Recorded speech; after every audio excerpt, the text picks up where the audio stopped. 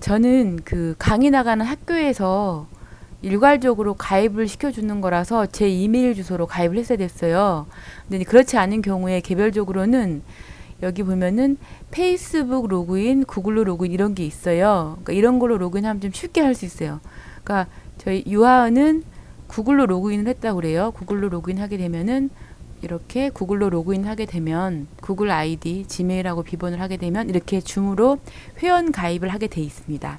자기 프로필이 있습니다. 프로필에는 여기에 이제 자기 이름이나 아이디나 쭉 이렇게 있는 거예요. 여기 하은이라고 하는 여기다가 무슨 자기를 표현할 수 있는 사진 같은 걸로 하시면 되게 좋고요. 회의는 이제 예정할 수 있고 개인 회의실 쭉 회의 템플 이런 게 있어요. 보통 이제 회의 예약을 하시면 됩니다.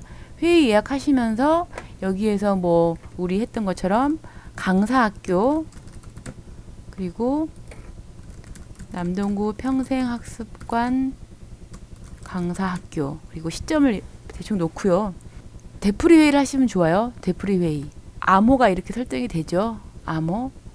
대기실은 내가 이 링크를 받은 사람이 그냥 들어올 수 있고 대기실에 와 있으면 내가 누군지 보고서 확인한 다음에 넣는 경우가 있어요. 올해 봄에 줌 회의 시작하면서 어떤 사람이 해킹 해가지고 막 회의실 들어오고 이래서 난리 난 적이 있었거든요. 그러면서 보안을 강화한다는 의미에서 암호를 설정하거나 아니면 이제 대기실을 쓰는데 저는 이제 안 쓰는 걸 하겠습니다. 이렇게 안 쓰고 내가 호스트가 들어올 때 비디오를 켤 것인가 끌 것인가 참가자는 켤 것인가 끌 것인가 설정하는 건데 끄기가 좀 안전하겠죠. 그리고 이렇게 해서 나머지는 뭐 입장 시 참가자 음소거라든지 뭐 계속 할 수 있고 로컬 컴퓨터에서 자동으로 회의 기록하게 되면은 이 교육하는 모든 내용이 자동으로 기록이 되는데 전 하지 않겠어요. 저장이 됩니다. 저장. 이렇게 돼서 이 회의를 시작을 하면 이렇게 회의가 시작이 되는 거예요. 회의가 시작이 됩니다. 연결하는 게 나오고 시작이 되죠. 그래서 여기서 일단은 항상 줌은 소리와 화면에 대해서 세팅을 해야 되는데 이제 지금은 비디오가 꺼져 있는 거예요. 꺼져 있는 거고 여기에 이 비디오를 뭘로 쓸 것인가를 이렇게 눌러보면 여기에 다양한 카메라들이 있는 거죠. 여기 드로이드 캠은 핸드폰을 웹캠처럼 사용하는 경우에 드로이드 캠에 그 카메라 걸립니다. 저는 웹캠이 있어요. 웹캠으로 이렇게 하게 되면은 웹캠으로 얼굴을 비춰줍니다. 비디오 시작하게 되면은 제 얼굴이 나올 거예요. 이렇게 나오죠.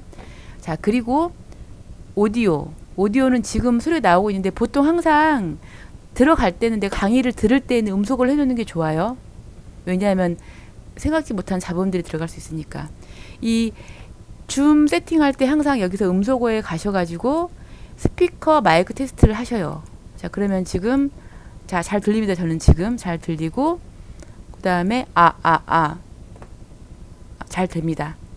내가 이제 같이 수업을 할 학생들이나 아니면 회의를 할 사람들한테는 참가자를 누르시면 여기에 옆에 창이 새로 뜨면서 초대가 보이거든요.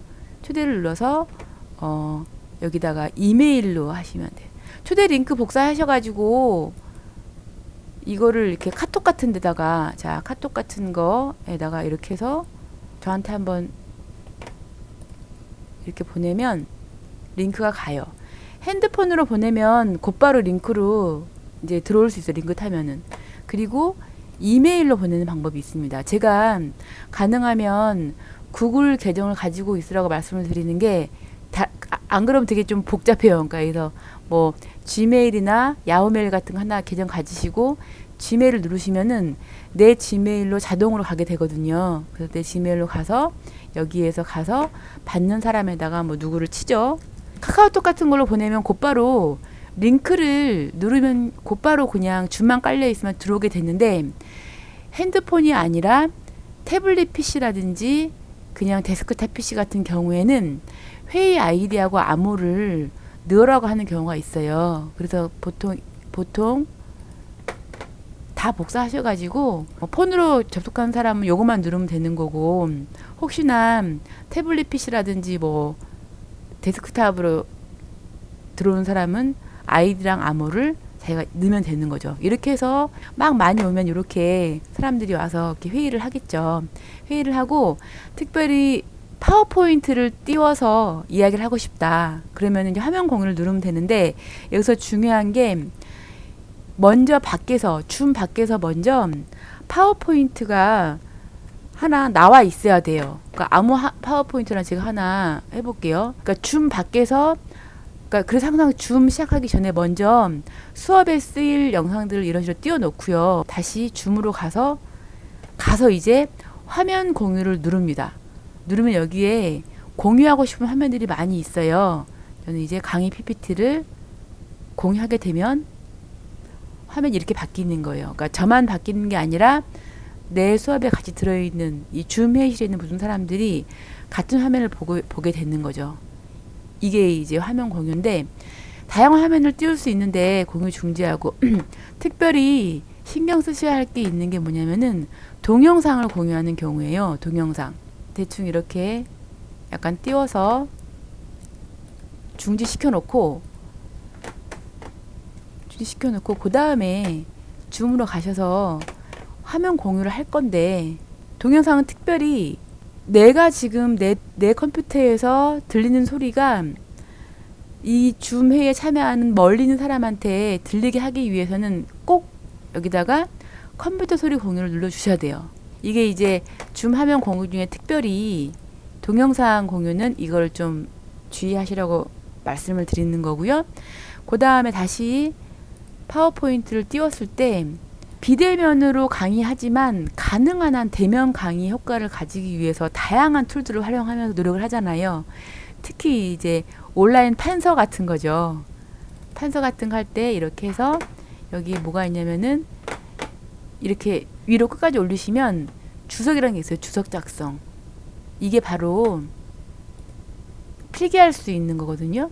아무거나 하나 고르셔서 뭐 이런 식으로. 자, 전체 강의 계획을 알려드리겠습니다. 먼저 PPT를 활용한 첫 번째 시간은, 두 번째로는 도구 활용. 이런 식으로 이렇게 내가 이야기하려고 하는 것에 대해서 뭔가 이렇게 좀 강조하는 이런 걸 할 수 있는 게 주석 작성이에요. 다시 해제하는 방법은 이렇게 해제하면 됩니다. 이런 방법이 있고요. 전 지금 혼자 있지만 줌 링크를 보내면 여기 옆에 참가자들이 되게 많이 이렇게 있어요. 또 아래 메뉴 중에 뭐가 있냐면은 채팅이 있죠. 채팅에 가서 내가, 그러니까 수업할 때, 그러니까 줌의 특징이 소리로 이렇게 화면이 움직이는 특성이 있어요. 그래서 의도하지 않는데 내가 강사인데 수강생 얼굴이 비춰지는 경우가 있기 때문에 항상 이제 비디오 고정하지만 수업할 때는 수강생들 목소리를 제가 꺼놓거든요. 꺼놓고 이제 근데 할 때마다 이렇게 끄고 켜고 하는 게, 그러니까 보통 수강생들은 여기 있는 채팅창에다가 질문이 있습니다. 이렇게 하면은 제가 이제 수업을 하면서 이렇게 채팅을 보면서 중간중간 설명드리고 이렇게 진행을 합니다.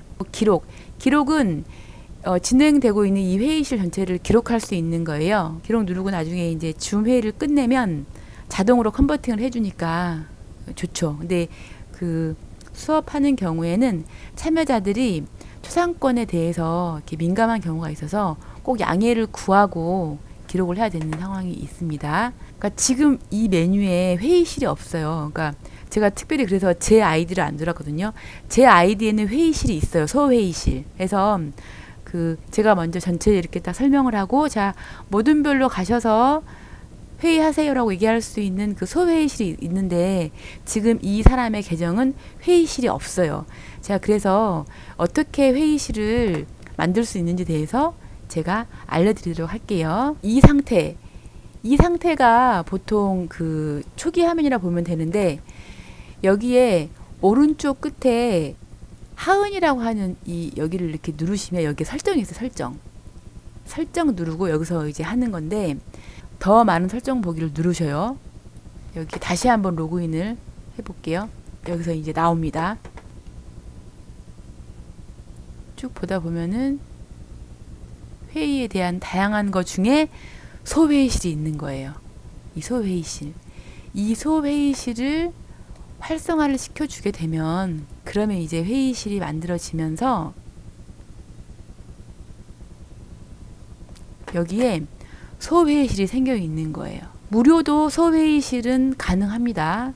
그리고 특히 학교에서 모둠 활동을 할 때 소회의실은 굉장히 좋아요. 그러니까 보니까 아무래도 막 20명 뭐 이렇게 모여 있는 그 거기에서 발언하는 거 굉장히 부담스러워 하시는데 5명이나 4명 정도로 해서 각 모둠을 만들어 주면 훨씬 더 활발하게 수업을 진행을 하더라고요.